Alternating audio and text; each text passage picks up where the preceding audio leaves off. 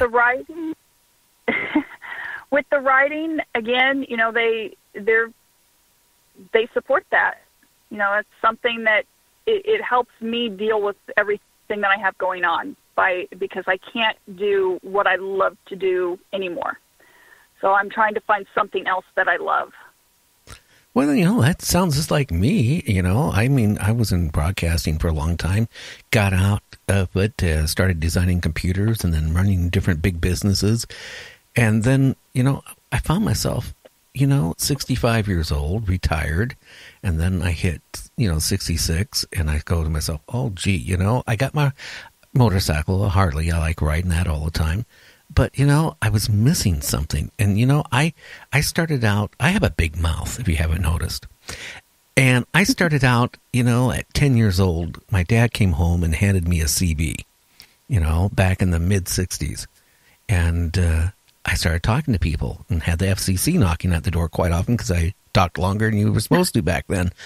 And then I got my amateur license, and then from there, you know, after I got out of the military, I decided, you know what, I want to be, you know, a DJ, and then from there I did talk shows and everything else. And then, you know, I found out in my first marriage and second marriage, this marriage, I've been married now 41 years, so I'm happy. But I found out, you know, when you're a DJ or doing a talk show, radio stations, like, I hate to say it, especially the medium-sized stations, they like bringing new blood in on a regular basis, so you never knew how long you had a job. And, you know, it was hard on a relationship, and, you know, having to move around because one year you're working, you know, in one city in one part of the state or some other state. Next year you're working somewhere else. So, I mean, it was hard. But, you know, all of a sudden, you know, back about, now going on almost 10 months ago, I don't know if you knew who Art Bell was, but he was the godfather of paranormal radio. And I've known Art for many years, not as a close friend, but as a very distant friend. But we would, you know, talk a few times a year, you know, just keep in touch. And, you know, he mentioned, you know, maybe you got to go back into broadcasting. You know, you're into the paranormal, do a talk show. And it hit me really hard, you know, and that's what I'm doing, and I love it. So I understand about you writing books, because you have to have something to fulfill your wants and desires and dreams. Without that, I mean, life sucks. You can only watch, you know, cable TV so much. Yeah, when you've watched cable TV so much that you know every show that is on, and it gets to a point where it's like, you know, I got to find something to do. It's going to drive me crazy if I don't, and this way I feel useful. Well, that's good. I mean, you know, you still got, have you ever thought about, you know, just out of curiosity, around on your property? I mean, I don't know if you're married or not. That's none of my business. But have you ever thought of, like, putting a care package out, you know, on your property? You know, some fruit and vegetables in a little box or something that's open, and see if it disappears? I haven't. I'm not sure how long it would last, because we do have a lot of deer and coyotes and things like that, so I'm not sure how well it would work where I'm at. Yeah, that's true. But it is a thought. Yeah, I just was thinking about that after, you know, that one lady was telling me that, you know, that's how she kept her house or cabin from, you know, getting, you know, broken windows and rocks thrown against it at night. God, wouldn't that be really scary, though? I mean, can you imagine living 5-6 miles away from your neighbor and out in the woods pretty much, and then all of a sudden, you know, all these rocks, you know, would be over your porch in the morning from being thrown, you know, against your house at night? Oh, I would not sleep. I don't sleep now, but I mean, I would sleep even less then. There's no way I would do that. Well, you know, like, again, one of the other guests I had on, his friend, same way. He bought, you know, some property out, you know, out in the woods area because he got a good deal on it, and he basically didn't want to be, you know, around in the city. You know, he just wanted to get away from everybody. And, you know, he said he was there, like, for a very short period of time, and it was the same thing. He actually even went as far as telling me that they were running on the roof at night. and screaming and doing all this stuff. And he said after a while, he said it just scared him so much he didn't want to be there. He said it didn't happen during the daylight hours. It was always, at night. Yeah, I would have moved. There's no way that I would. I mean, if you have something that large running on your roof, chances are at some point it's going to go through and be in the house with you. I put it this way. No way. I hate be watching sci-fi on my TV at the time and have something drop into the living room. I mean, no way, that would, maybe for some of you listeners out there might really get a big bang out of it. But I tell you, I probably would have a massive heart attack and die right there on my sofa. Oh, I would be finding every weapon I had. There's no way. Nope. Now, you mentioned no. You started out as an EMT? Right. I actually had a friend many years ago who was an EMT in Tacoma, Washington, for the city, or actually the county. And he told me that he had several times. It got to the point, he worked his way up in the fire department as an EMT. And then he just, quit. And I asked him, I said, why did you quit? He said, I couldn't handle some of the weird things that was going on. And I guess he's ran across some real weird things where, like in one case where a gentleman kind of like burned up on a sofa, and the sofa didn't have any burns or anything, and the body was pretty much burned up to nothing. He said that really bothered him.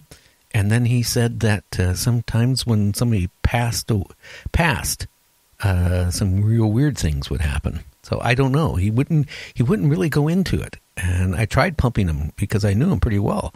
He just didn't want to talk about it. I mean, his whole his composure would change and his face would go white. And he just said, I couldn't handle it anymore. I don't know how long you were EMT, but did you ever have any paranormal experiences when somebody passed on or anything strange? I never did.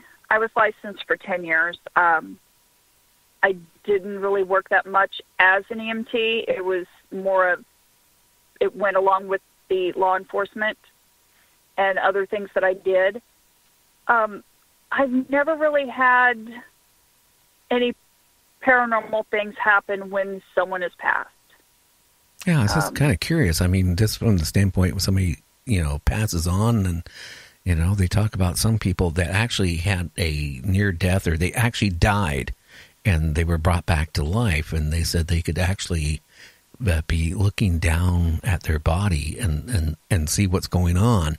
Or and hear people talking, and they knew what they were talking about, and it just, this makes me wonder, I mean, I don't know. Death is one experience I wish I would never experience. How's that? Yeah, I have heard that quite a bit with near-death experiences, people being able to fully give the full account of the entire conversation that was taking place while they were supposed to be dead, and the brain isn't supposed to be functioning, and yet they knew every word, they knew every medication, they could tell you everything that happened, and there's no good explanation for that. There's even been cases where, a doctor had a certain pattern or imprint or something on top of the hat they were wearing, and the patient, who there's no possible way they could have seen it, knew what that was on top of the hat of the doctor. So there's got to be something to that. Well, there has to be.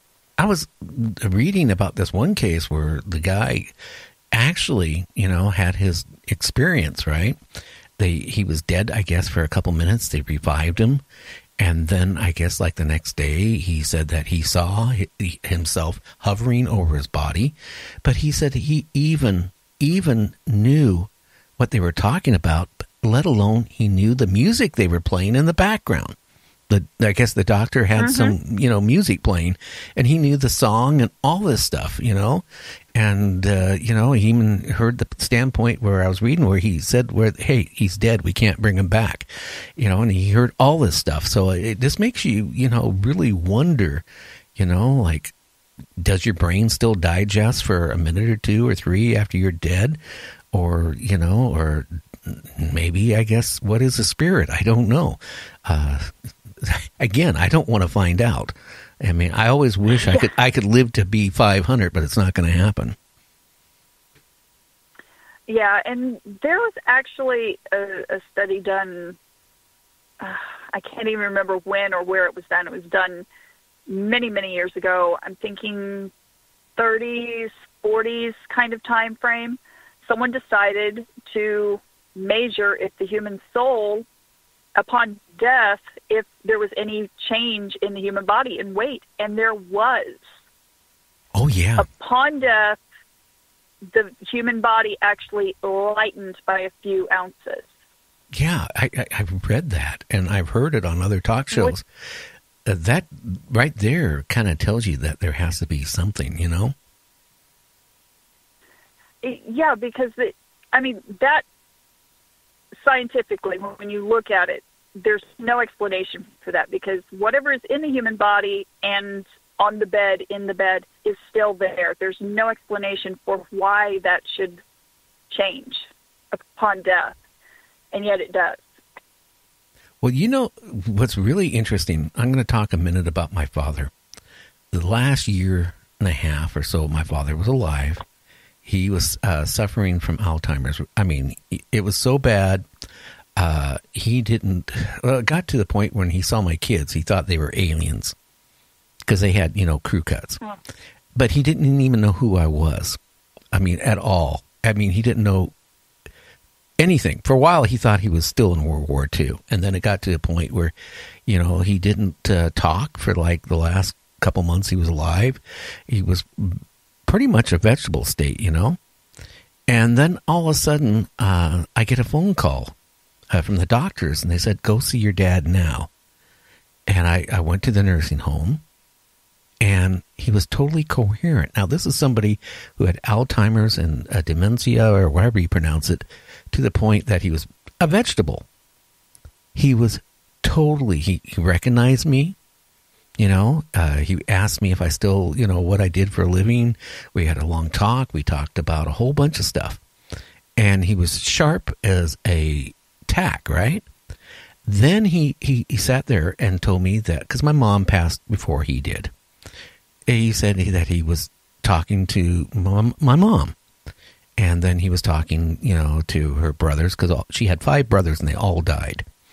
And he was talking about, that he was talking to all the relatives. He told me what, he was going to go there and be with them shortly.